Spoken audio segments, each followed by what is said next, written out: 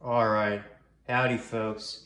So today's video is going to be pretty simple. I'm going to be talking about some of my favorite seasoning blends that I use fairly regularly or semi-regularly in my cooking life. And so yeah, I just wanted to kind of talk about some products that I love to use and that I hope you check out as well. And so starting from left to right, I have Slap Ya Mama Cajun Seasoning. Now, I don't know if this is the best brand, but it is really convenient to buy. I found that this is often cheaper to buy off Amazon than in like my local Safeway up in the Northwest. And it's a really versatile ingredient, Cajun seasoning. For one, like you can put it on almost anything that's savory. Like whenever I cook eggs in the morning, maybe I cook like a sausage and egg scramble or spam and egg scramble, or just made some plain scrambled eggs. I'll always toss on the Cajun seasoning.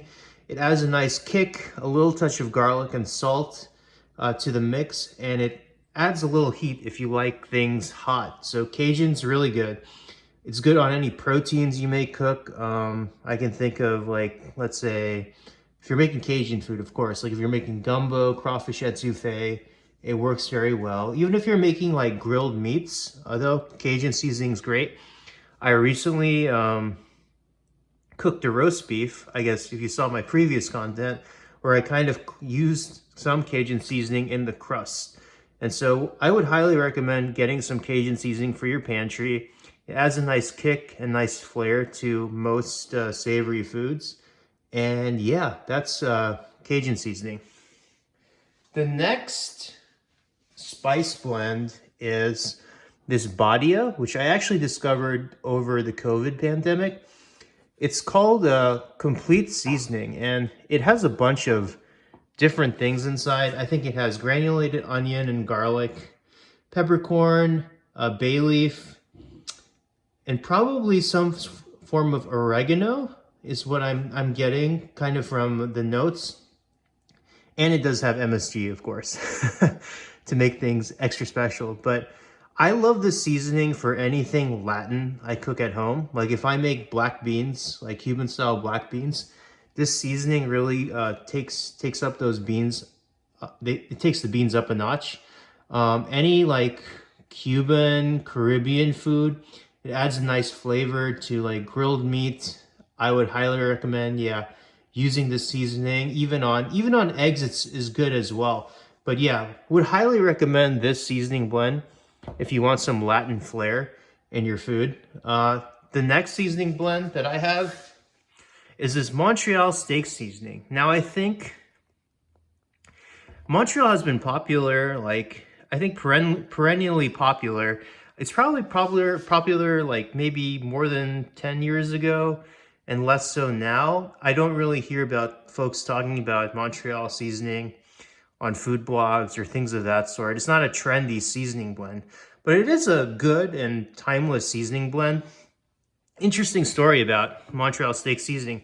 It actually originated from one of the famous kosher delis in Montreal. I believe it was Schwartz's. I could be wrong if that was the exact deli, but the rumor is that one of the employees took out the pastrami or the smoked meat seasoning. Correct me. I corrected myself. The Montreal style smoked meat seasoning from the store and began to kind of sell it as a standalone product. And so this seasoning is really great on any grilled beef products. I like to mix that in with ground meat, and whenever I make hamburgers or if I make a steak, I love sprinkling this thing on. If you are trying to save money, honestly, like this is probably more economical to buy off Amazon or Costco. I think I got this one on Costco, but you can also buy it on Amazon. Then buying those little things of everything bagel seasoning at Trader Joe's, this can double really well as like a bagel seasoning. So I would, if you're a vegetarian, you don't eat meat, I would highly recommend getting this just to put on your bagel. Like if you buy everything bagel seasoning and I don't know, you put it on your homemade bread, You put it on like grilled veggies, things of that sort. Really, really good. The next seasoning blend that I have is this classic Lawry seasoned salt. So if you've bought like roast chicken from a grocery store or any standard roast chicken that you may buy from like an American restaurant, typically the flavor profile is going to fit this Lawry seasoned salt. If you like, those simple classics and you want to make them at home, you probably will need this to make your chicken taste like what you would get at a restaurant or like at the grocery store. This is like honestly a timeless seasoning blend. It has a very distinct taste. I think it's because it's the unique blend of spices inside. I know there's some turmeric inside. There's definitely some paprika and salt, and I think garlic powder, but there's some other things that kind of make this necessarily distinct from these two other seasoning blends. I think this is also good on like pork chops, any grilled meats of that sort, or baked meats for that matter. I would highly recommend using the Lawry seasoning salt. So that's about it for this kind of content. I hope this was kind of useful and informative. And yeah, I just wanted to share some of my favorites with y'all. And yeah, I hope you check them out. And yeah, we'll talk later, y'all.